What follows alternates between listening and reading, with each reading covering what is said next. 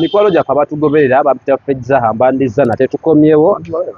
mu kitundu kyaffe ekyokubiri bakimanyi bakwegayinga bulungi kale baleetekaku ka subscription ko kamaanyi nnyo bali baganda baffe abalaikirira video zino n'abaana basalamu okudda ku tiktok mu videos obwo mwe tulina kyabbakulira twabawaayo tugamba nti mukole ama mulimu ate muliiza eri eggwanga balidda kukola ki balidda kwebaza kale nga mulaba as beautiful as this is tuli wano ku Richard Furniture wetusinzidde ogezaako kulabika Richard Ray Furniture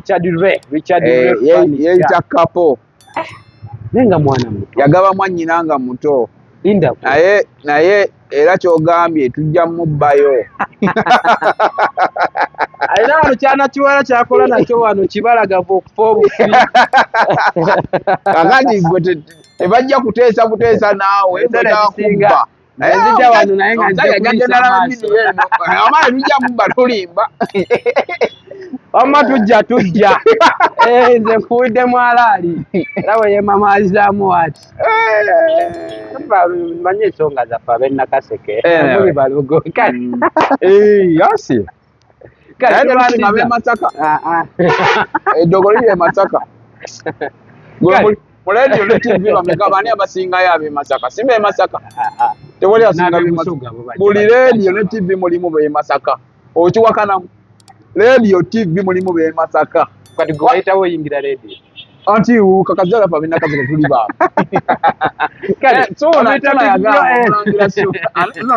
tuna bed yagamba ondabya ologomulogo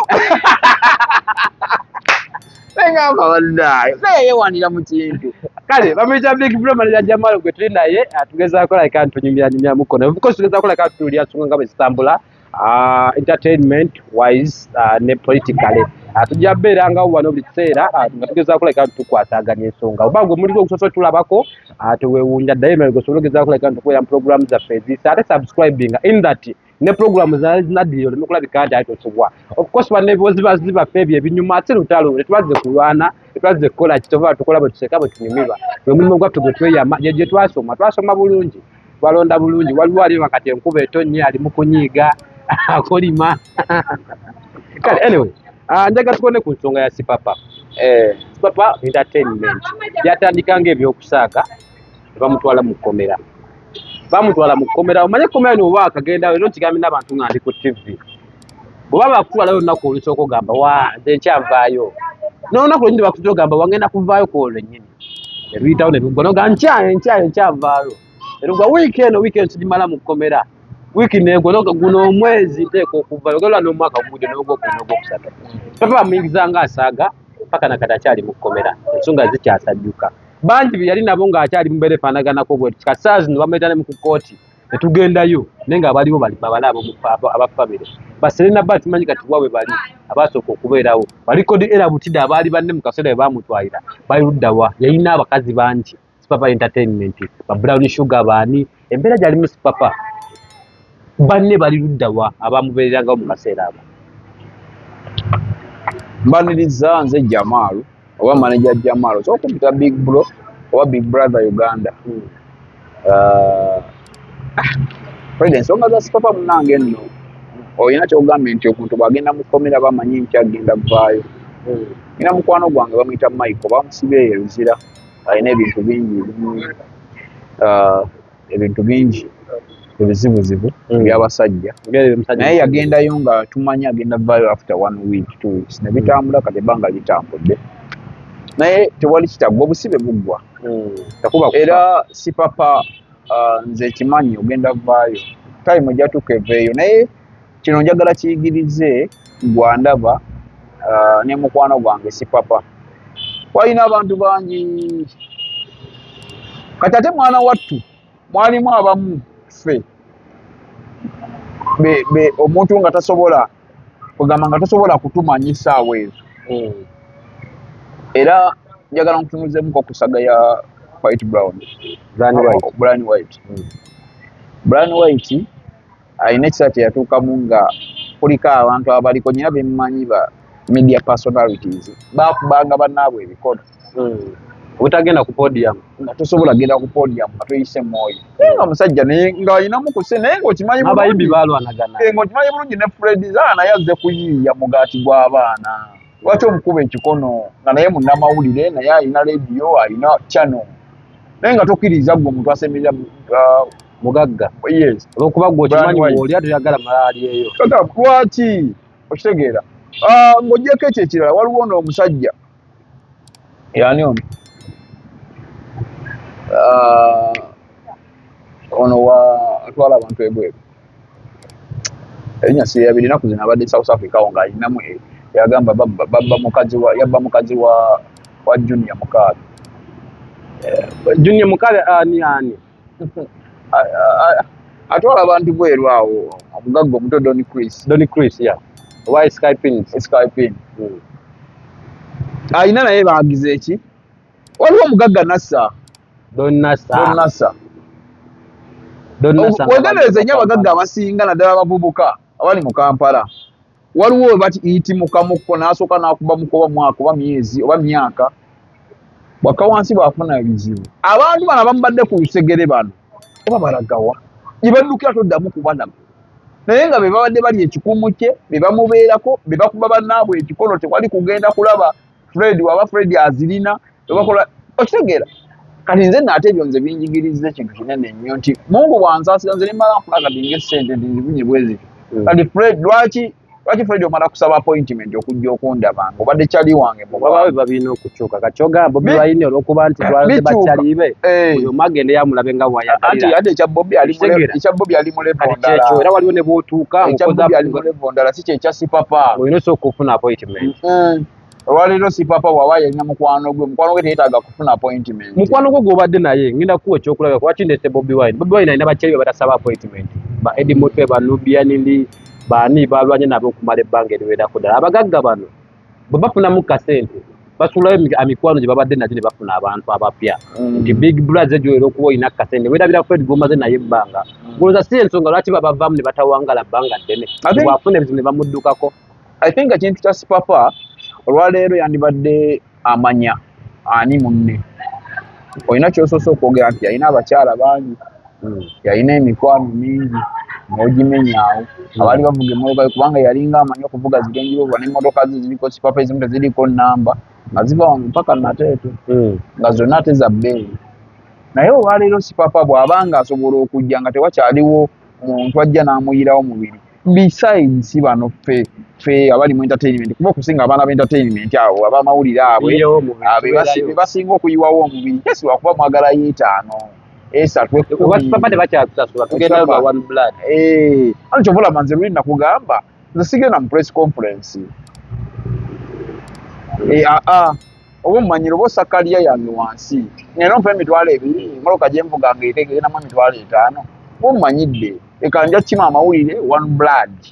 yasinga nkola professional yange. Nkwagadde kanje Spice oli kyali wange nje nkole mulo topade n'ekikumi ngende. Yes. Kati gompe emitwalo 10 gigenda kunkolera ki? Biwa kunyamba ki? Ndeka emitwalo 5 bwe nzirayo waliwo abaana bobo olina okuwaako kati oba okoze eki naawe oba osigazaawo ki? Kyobulaba nze nyina kye nagamba buli omu mu professional ye. Singa twetwala ne tumanya nti kati guno mulimu gwange kino kye nasomera bwe bumanyirivu bwange. Nti amawulire n'okitwala ng'ekyobuvunaanyizibwa ennyo. Otwali ku radio si bwe nagamba. Ekyo kigenda kutuyamba okwongera okuba nga abantu bano abatumanyiira nga batandika okuteeka mu kaliya yaffe ekitiibwa. Fred bw'abeera ku TV musajja omulimu gwe gwa bbeeyi aguwa ekitiibwa nti Fred muliridde wajangu wano waliwo ekyebiri abaana ne badduka kikussa wansi obeera w'amawulire ki n'odduka kyova olaba nti engato zibagwako olubege kyova olaba empale zisiiwuuka ge mazima gemutaagala kumanya musigale nga muli mu professional yammwe okimayo ki nga bagala kuba emitwalo 2 oba otegeera bulungi wasoma watwala obudde bwo oyambadde bubi kyokka ogenda bakuba emitwalo 2 oli akuyisaamu amaaso sigala ku radio yo oba TV yo beerawo mulage nti nno njagala emitwalo 10 gizijja wano kubanga zize zikuvaamu ate mpa kufa abasaba 3 oba 5 kubanga ajja kusaba ajja omwogera linnya ka bodaboda ko ka 15 oba mutwalo ogende naye jjukira era oba osiiwuuse era okoze ekya muwe professionals zaffe ekitiibwa so kati si papa abamawulire be baasookayo ne kujja babuloga yalina babuloga naye yalinanga abana aba Brian White nga bangi nnyo olwaleero kikulage nti nno abantu abakwetoolodde si balungi ne bwoba ovudde mu kkomera musajja gwe kanakatambi bw'oli kalaba abantu abakwetoolodde si balungi bonna abakuliko bakwagalako mutaka muli yali ayiyeewo omubiri okuva we bamusiba mpaka olwaleero ng'akyazonga ku bya sipapa looya akolera ssente akolera bwereere ne ku bantu basasule babadde asasule ssente yandibadde ensawa zino nga looya eka yakibeeramu musaayi brad oyo mwana wa maama oba mwana wa taata ave mu kkomera teyali atubezaawo serena yajjayo kaawo ennaku nga ziizo kati takyalabika naye nga kyandibadde akola si serena yekka nyina abamawulire bemmanya abalidde ssente za sipapa ate nga be bakubi b'ebikono abasinga ne bavimba yandibadde oyo ow'amawulire oba bulogo oyo yandibadde asooka nga ku sipapa nga buli kimu eri mu kkomera infact nga buli wiiki amukyalira n'agenda eruzira n'amulaba nga buli wiiki alina byamugulira kubanga ebbanga lyabadde naye amutunyemu miliyoni za ssente wano ottayo busi mitwalo etaano gy'ogulamu ebintu by'omusibe bibeera bingi oba 10 naye omuntu nga yakuyamba ng'olidde obukadde bw'obusukka mu 10 oba 2 gwe n'obeera nga wagendayo omulundi gumu oba 2 kati nze yali tannyamba nga kunaye nagendayo nemulaba nagendayo ndowooza myezi ng'esatu emabega waliwo ebintu ebimu byokola sebufa omumanyi nowulira siri mugagga naye nagendayo nemulaba naye nzijukira mabega ye musajja yasooka okugwe nasooka ogulako emmotoka n'agimpeera ku bbaani myaka gitaabudde ekitegeera naye kimujuza kati ekya sipapa njagala nkubulye Fred nga tumaliza ensonga ya sipapa kikulaga abantu b'otambula nabo gwe andaba naawe kennyini abantu tebalina kye bakwagaza bakwagala olina kyovaako abantu bakwagala omuntu yenna yenna akwagala olina ky'oli kyomulaba nti sikyemenya n'abantu sipapa bw'anaaba ava mu kkomera singa kalo namusasa kati n'avaayo leero omusuubira okuddamu okusetinga sipapa entertainment nga bwe yali omusuubira okuddamu okulekitinga abayimbi abo bakuŋŋaanya gye bali bonna bonna oba agenda kuddamu kuzimba kibiina kirala oba bw'anaakoma agenda kuva mu byendo nga concentrating prediction yo sipapa singa aba avudde mu kkomera olwaleero kiki gwe kyosuubira kyayinza okuzaako I will not predict naye okusinziira ku mbeera nga bweri nga yo omuntu sipapa okusinza ku byayisemu ne byalabye bw'anaaba nga kabugeza zze kyenyinza okugamba sipapa omulaba agenda keera ku makya yeesonyiwa abantu empisa gye bamuyisizzaamu agenda kudda mu bibyasirike si ebyo balina omuyisaamu era bw'anaakomawo n'agenda mu showbiz biri gyabaddemu ajja kuba tayiga kubanga mu muzannyo gwonna waliwo abamwagala okubanga ali wansi abamwagala ng'ali waggulu be batono abantu bonna bamwetoolodde abasinga enamba 9 ku 10 bamwagala ali wansi ate bwe bulamu bwe tutambuliramu bwe naawe bw'obaako nekyokola eyo gy'oli abantu bakwagala oli wansi abantu baagala nnyo omuntu ali obubi omusaayi gwaffe ogw'abaddugavu gwa kisiru abantu baagala nnyo ali obubi omuntu ali obulungi bamulaba ng'omulabe waabwe buli muntu ali obulungi bakulaba ng'omulabe waabo abantu naye omuntu bw'obeera obubi abantu ye layini gye bakwagaliramu era lyessanyu lyabwe kyega waliwo abasanyuko lwa sipapa embeera gy'alimu bayitirivu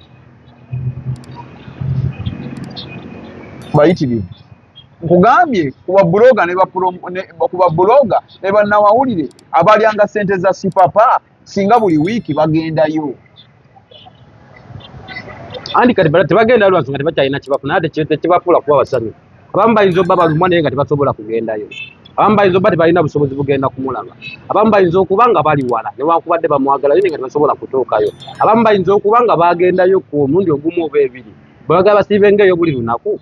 si kya buli amaze omwaka mulamba n'okusobamu awo okawoka yanibadde asobola okumanya n'amanya nti kaakati essaawa zino ŋŋenda kukola kino olwekuba nti kyetaagisa kino